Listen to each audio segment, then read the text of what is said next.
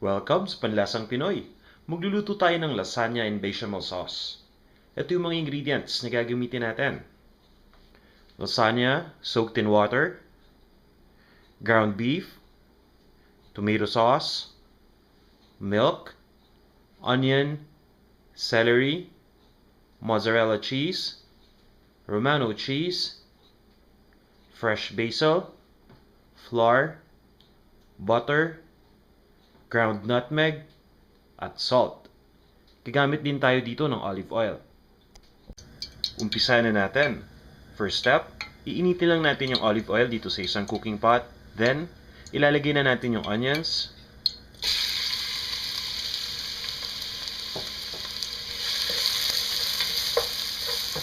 at yung celery.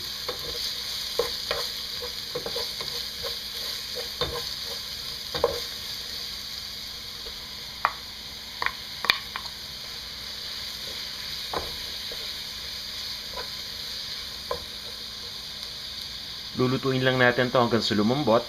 Then, ilalagay na natin dito yung ground beef. Pwede na natin ilagay ngayon yung ground beef.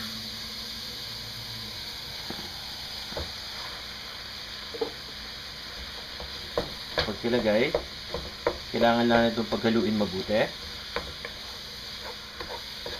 At lulutuin lang natin itong ground beef for a few minutes. At this point, ilalagay na natin yung chopped fresh basil at yung tomato sauce. Pwede kayong gumamit dito ng crushed tomatoes or diced tomatoes.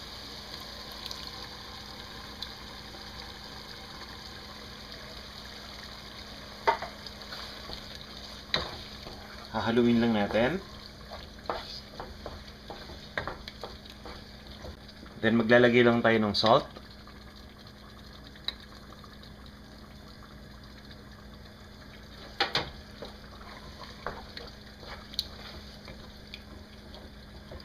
Lulutuin natin to for a few minutes more. After that, ito-turn off lang natin yung heat at isi-set aside muna natin ito. Sa pagluto ng bechamel sauce, gagamit lang tayo ng isang malinis na cooking pot. Iinitin na natin to. Then, ilalagay natin yung butter. Papabayaan lang nating mag-melt itong butter. Once na nag-melt na yung butter, unti-unti nating ilalagay yung all-purpose flour habang hinahalo.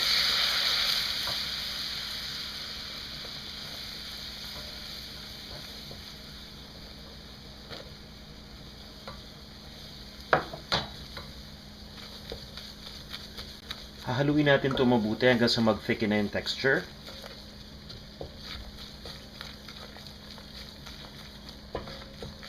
Then, unti-unti naman nating ilalagay yung fresh milk. Kung wala kayong available na fresh milk, pwede kayong gumamit ng evaporated milk.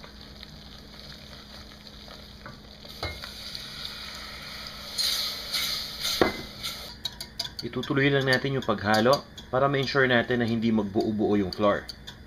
Kapag medyo thick na itong mixture natin, maglalagay lang tayo ng ground nutmeg,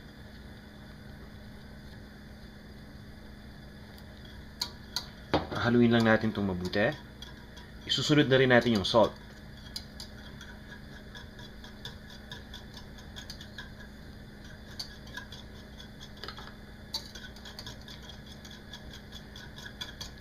Lulutuin lang natin to hanggang sa ma-reach yung desired nating texture. After that, ito-turn off lang natin yung heat at isi-set aside natin ito. Next, kukuha lang tayo ng isang baking pan at i-arrange natin dito yung soaked lasagna. Then, kukunin natin yung meat sauce at ilalagay lang natin sa taas ng lasagna.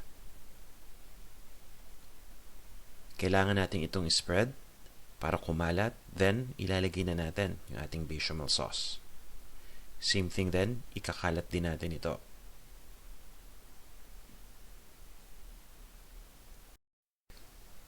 After nating ma-spread yung bechamel sauce, magsasprinkle na tayo dito ng Romano at ng mozzarella cheese. Sisiguraduhin lang natin na lahat ng sides na lagyan natin ng cheese.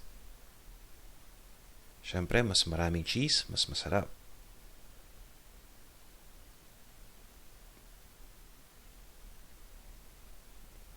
Next, yung isang layer naman ang ilalagay natin. Kukuha ulit tayo ng lasagna at i-arrange natin dito. Then later on, gagawin natin uli yung same procedure. But instead na mag-top tayo ng meat, ilalagay na lang natin dito yung bechamel sauce at yung cheeses. Pero syempre, depende pa rin sa inyo kung ilang layers yung gusto ninyong gawin. At this point, dapat na-preheat na natin yung oven dahil i-bake na natin to later.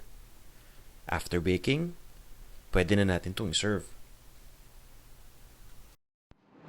Para sa exact measurements sa mga ingredients at iba pang mga recipes na tiyak na magugustuhan ninyo, bumisita lang kayo sa panlasangpinoy.com.